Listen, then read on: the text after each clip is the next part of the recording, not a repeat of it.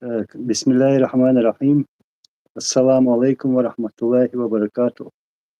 Э, Я буду говорить на русском языке, потому что тут многие посетители, зрители в основном говорят на русском языке, хотя тут появились люди, которые пишут и на английском. Ну, мы можем и на английском, на немецком можем, на французском, на норвежском отвечать людям. Вот.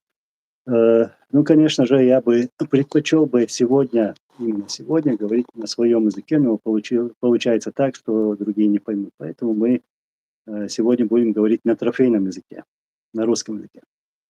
Так вот, сегодня такая дата, 8 марта, вот, и да, я слежу за комментариями, за публикациями. Многие сегодня публикуют такие новости, вот что в 2005 году 8 марта был убит чеченский президент. Но мне сегодня хотелось бы посвятить этот эфир не только своему президенту, как вы знаете, не только своему отцу. Хотел бы посвятить этот эфир всем чеченским героям, которые отдали себя вот, воюя против российских оккупантов. Для меня, вот, для Халида, они все одинаковы. Так вот, поговорить на эту тему, как напоминание о наших героях, которых мы чтим и которыми мы гордимся. И пусть Аллах примет их шахаду, всех наших братьев и сестер. Аллах разум побал дольше масера Аминь. Халид. Аминь. Велено. Абсолютно. Доброго времени суток. Ассаламу алейкум ва рахматуллахи ва баракату. Да, сегодня трагическая дата для нас, как чеченцев, Чеченской Республики Ичкерия, избранной легитимным путем президент Аслан Масхадов, которые все граждане Чеченской Республики Ичкерия поддерживали, до последнего поддерживали. И не забываем чтить память наших погибших на свободе, на пути свободе, независимости Чеченской Республики Ичкерия. И сегодня, как это для нас и траур, но и дата для того, чтобы не забывать о наших руководителях и их сторонников, которые боролись до последней капли крови, чтобы освободить и быть вольными. Да поможет нам Аллах. С именем Аллаха начинаем эфир. Амин. Амин. Аллах рисует, Халид. В нашей истории, в чеченской истории, в истории российско-чеченских отношений, они-то были нехорошими все эти сотни лет. Вот, было очень много героев, которые вот так полегли, отдали себя во имя Аллаха, во имя своего народа, во имя свободы своего народа. Их очень много. Всех перечислить просто времени не хватит. Наш народ, как и другие народы, богат именами этих героев. Вот, и коснусь же, с одной стороны, мне тяжело говорить про отца, в связи с тем, вот, наш менталитет в какой-то степени, в общем, не позволяет, можно сказать. Я, конечно же, мог бы много чего интересного рассказать, но как-то вот эта граница, мне как-то неудобно говорить об отце, там, да. Вот, но я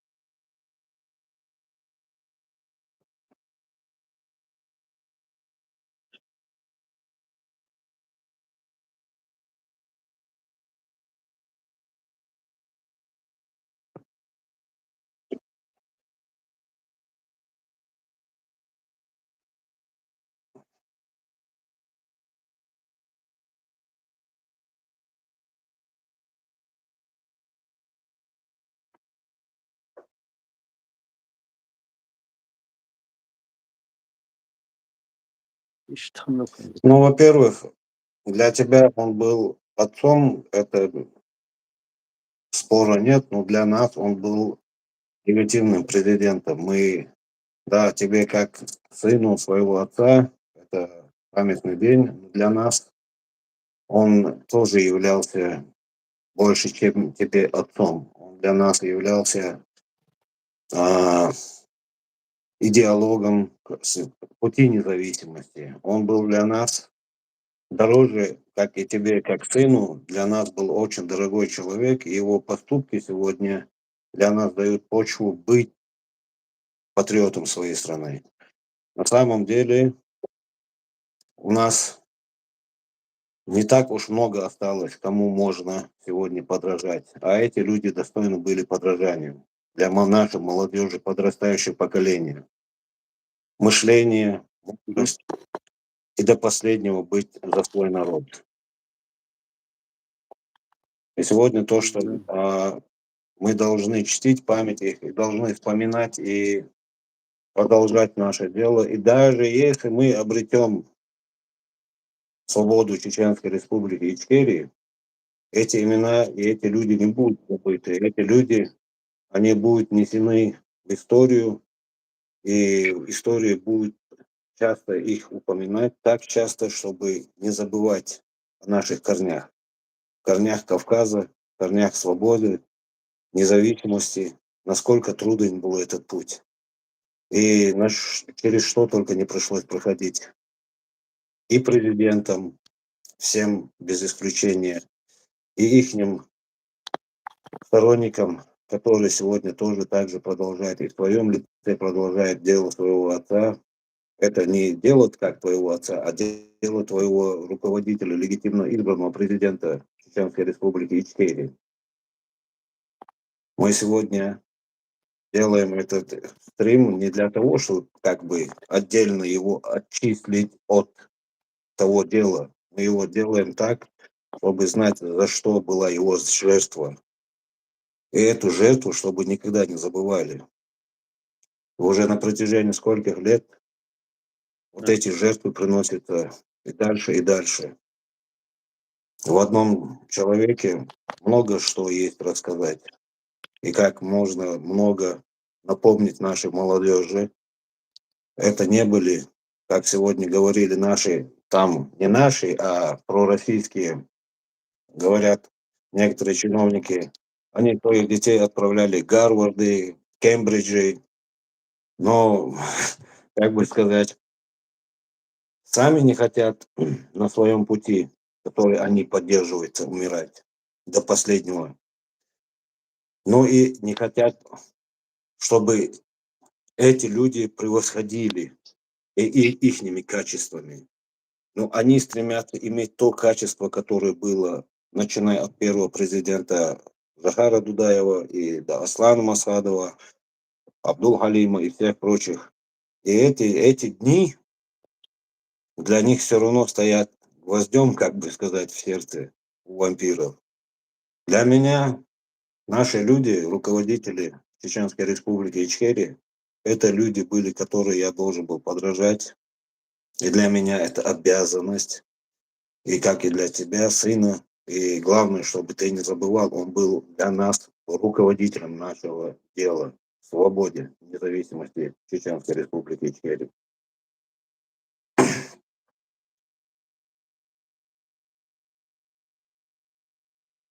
Есть у нас вопросы? Ну, еще раз повторю. Да.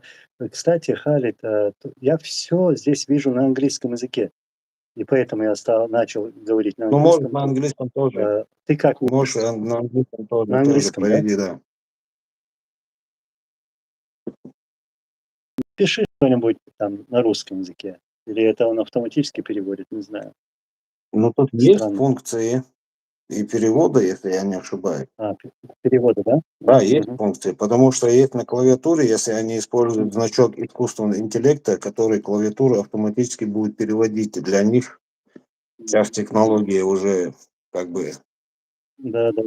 более сильно развилась и облегчила ситуацию слушателя или кто хочет писать на русском или на английском языке, никаких проблем. Э, окей, back office. Have you listened, видишь, у меня на английском. Have you listened to an excerpt of...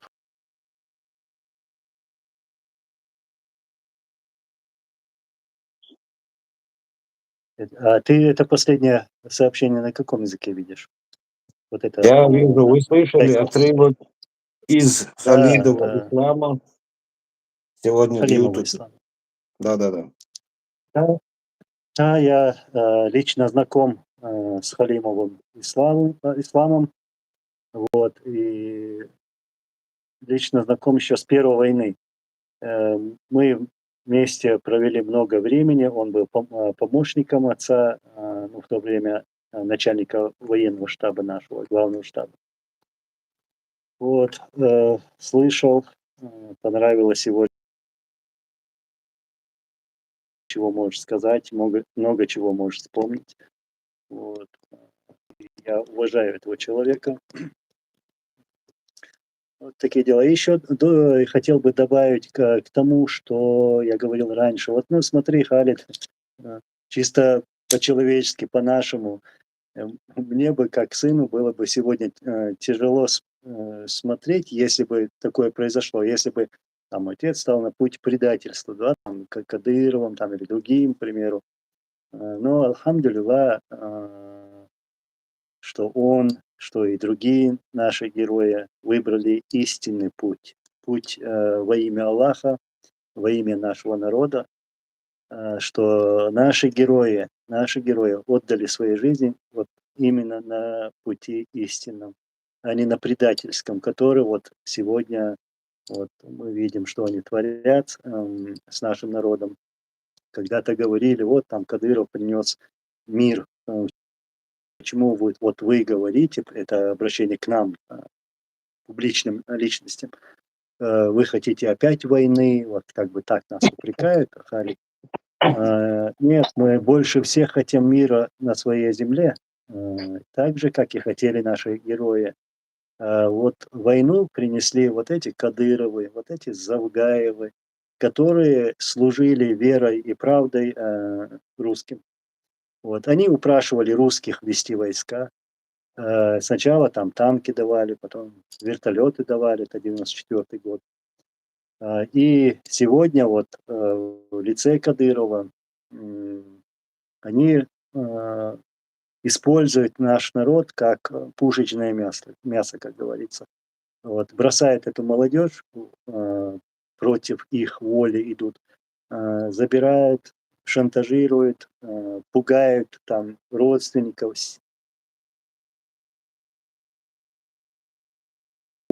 бой ради Путина, ради России. Вот кто такой Кадыров. Ну, я про этого Лоботрясова хотел бы говорить, а то в последнее время мы слишком много уделяем времени этому Лоботрясу.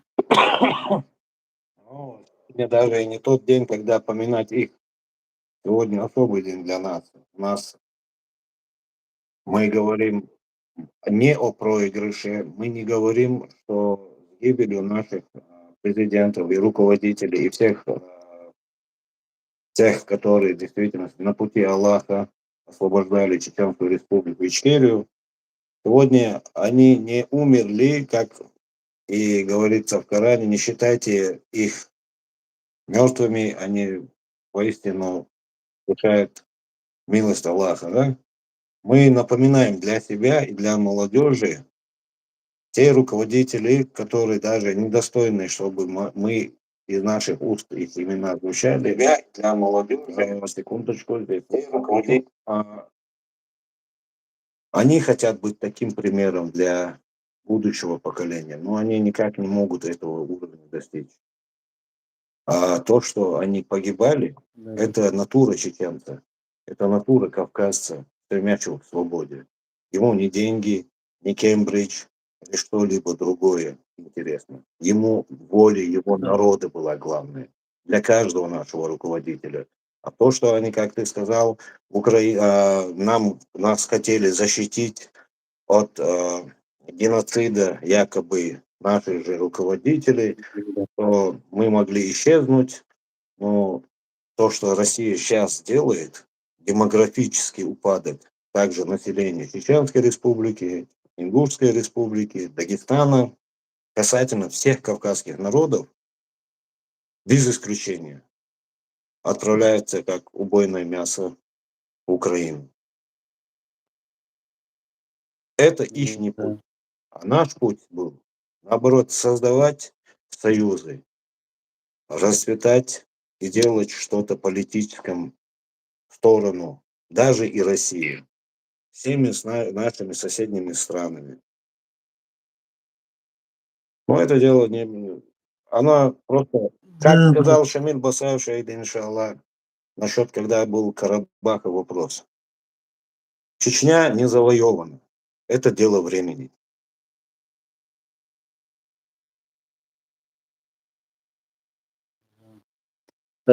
конечно, ну, я, так говорю, мы не проиграли войну. Из-за этих, подлых их методов, России и этих марионеток, можно сказать, мы проиграли, вот этот один бой. Но, иншаллах, придет тот день, когда все встанет на свои места, и наш народ, иншаллах, обретет, свободу, о которых мечтали наши прадеды, наши предки. Вот. Да. Все это время, вот это, с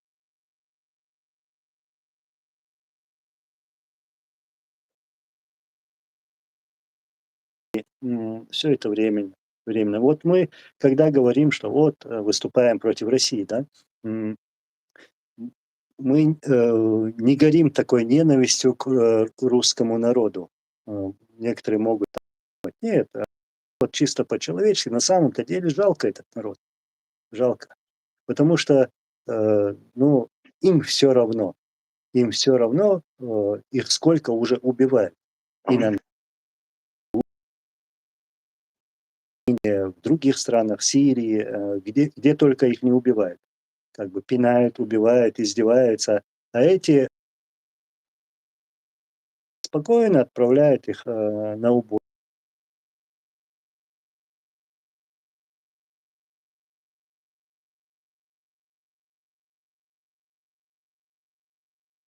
Такой адекватный, нормальный сосед, с кем можно было бы, нормально договориться, соблюдать, договора. Вот,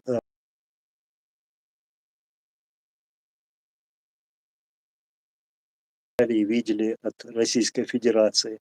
Мы бы были только на данный момент мне бы хотелось-то построить такую огромную стену, всю эту границу заминировать, там, все что угодно сделать, чтобы никто не проходил, отделиться и отсторониться от этого. К примеру, там Финляндия, там балтийские страны, вот именно это и делают, строят оборонительные там рубежи, границу там защищают свою, то есть боятся этой России. И, алхамдулиллах, мир очнулся. Мир увидел, кто на самом деле террорист, кто на самом деле фашист, кто на самом деле ненавидит другие народы. Ну, другое тоже могу напомнить. Если бы те страны в то время, когда была у них возможность признать Чеченскую Республику Ичкерию, сегодня в Европе, без исключения, все европейским союзным государствам не нужно было бы настолько бояться Россию. Если бы они нас признали бы, и мы были бы титулованной национальностью, республикой, которая даже в нынешнем положении могли бы свое место дипломатическим консервативным путем усмирить Россию. Но это ваша ошибка была, к сожалению. М, Ну, на ошибках учатся.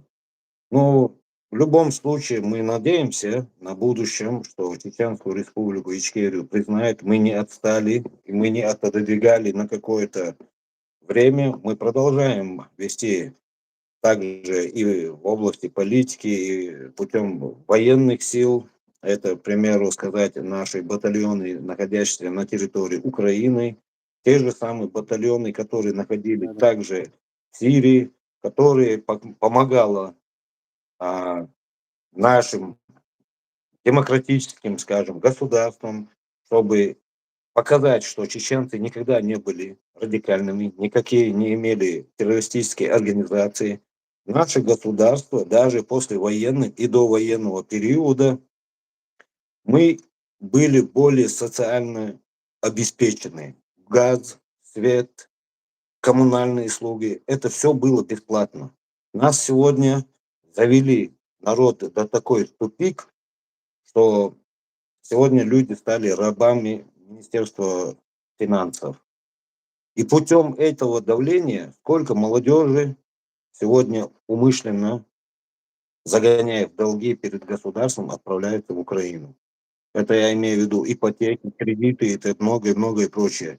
Сегодня действительно все наши руководители, начиная от Джахара Дудаева, Масадова и более других, они думали, чтобы человек был свободный, как у нас говорит маршала.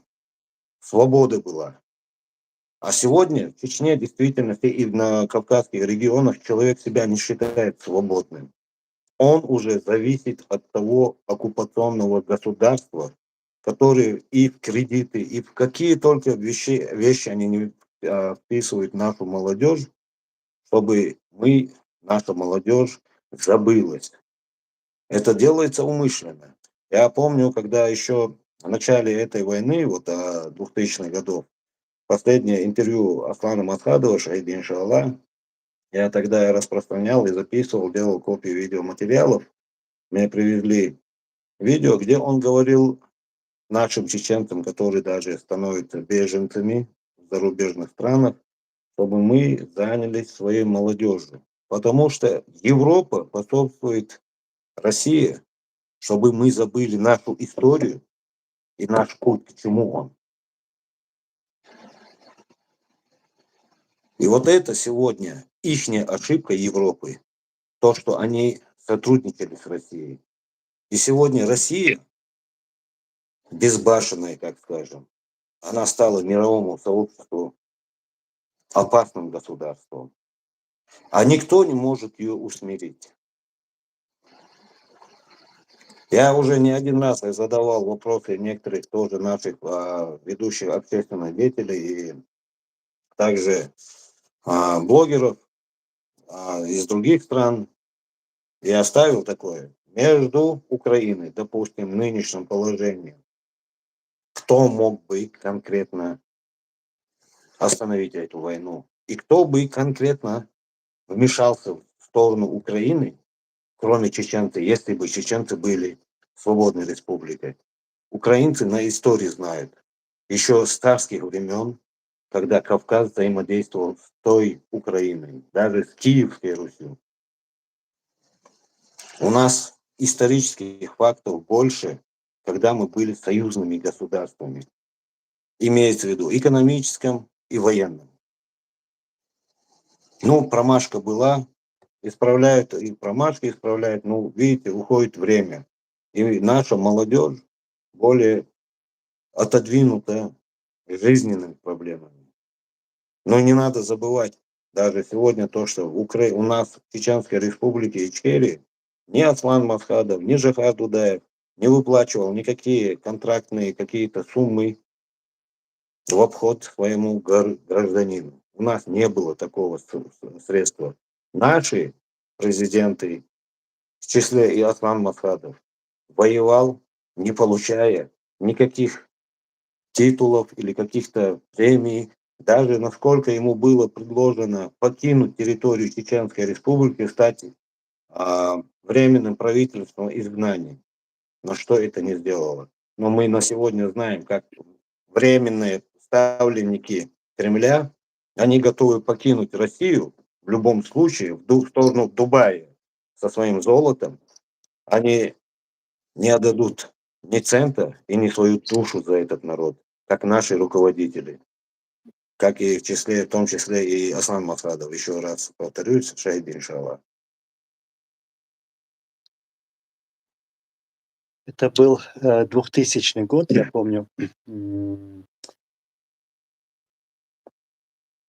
спецслужбы нашли бывшего командира моего отца, Аслана Масхадова.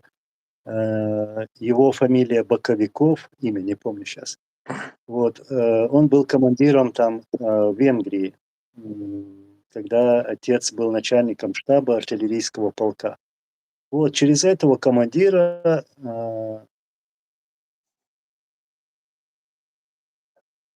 было направлено такое сообщение нашему президенту.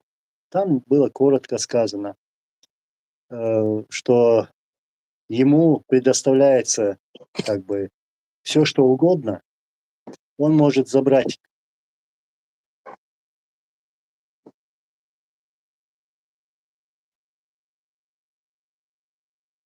Кроме этого, еще там какие-то бонусы будут. Вот, то есть предлагали почетный плен. Получается, ну, даже это был и не плен, но почетный выезд в любую точку мира. Ну, то, что хотелось бы вас упрекнуть, как говорил лорд, у них дети в Комбридже, там, в Гарварде, многие, все вам условия ставились, но почему-то Масхадов решил до последнего. Он послал его куда подальше. В любой форме, культурно.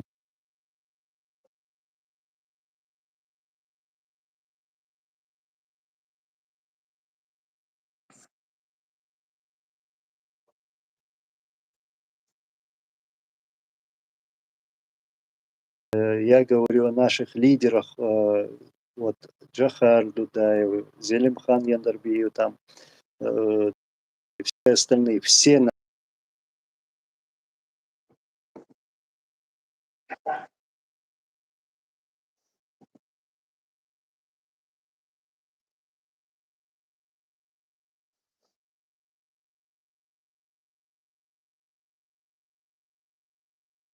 предательство. Да, это наша воспитанность Вот, так, кавказцев, что честь, она не продается. У чести нету цены. Честь бесценна. да. Как-то это было в 2004 году, события в Беслане, вот в то время. Российские спецслужбы захватили всех родственников Масхадова. Это мои родственники по отцовской линии, по линии матери. Вот. И потом уже где-то отпустили и захватили в очередной раз, тоже в декабре, кажется, так было. И в первом случае они их держали в Ханкале на военной базе,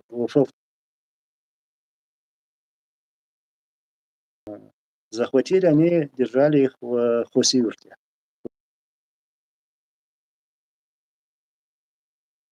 Они поставили ультиматум Масхадову.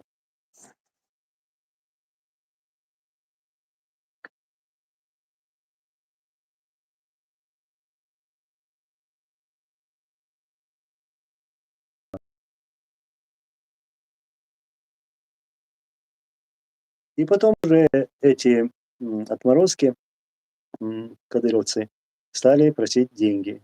Я помню интервью нашего президента, когда он сказал, что любой житель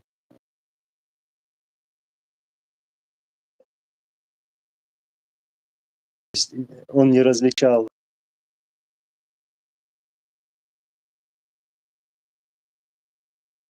были наши герои. Халид, давай вот сейчас уже будем завершать эфир. Хорошо. Хорошо. Да, я последнее вступительное слово скажу, и тогда завершим, наверное. Да, Еще раз. сегодня мы, как чеченцы, жители Чеченской Республики Ичкерии, которые не сложили оружие, но у нас нету этого оружия. У нас есть наша история, и у нас есть оружие, это наши минареты, как сказал в одно время Раджеп Тайип Эрдоган. Нам не нужны ракеты, когда у нас есть минареты. И у нас есть духовные, и молодежь растет на нашей истории. А Россия хотела нас сделать варварами, но мир нас увидел более мудрыми и более способными выжить любую империю.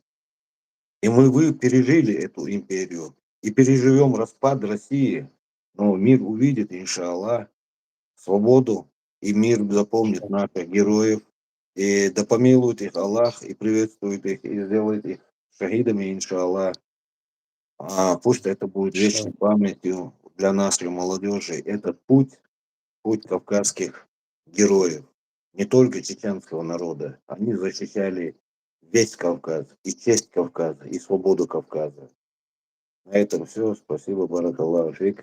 Ассаламу алейкум ва рахматуллах. Ларису, Ларису, Халид, я тоже сейчас скажу и уже завершим эфир. И вот еще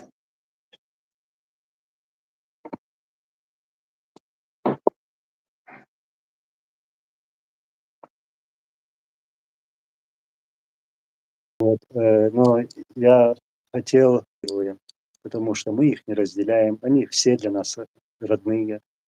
Пусть Аллах примет их шахаду. Амин. Владыкал Бог, Аллах разу побалдуй. Амин. Вот, да, я рад, как ты говоришь, Халид, что мир понял, что чеченцы не террористы, что чеченцы больше, чем кто-либо другой, человечен, вот, добродушен, гостеприимен. Нас хватает этого добра. Никому не желаем, как я сейчас в этом эфире говорил, и русскому народу тоже. Но просто хотелось бы, чтобы русский народ относился бы не так агрессивно, как он относится и к нам, и к другим своим соседям. Мы устали ждать плохого или очередной войны.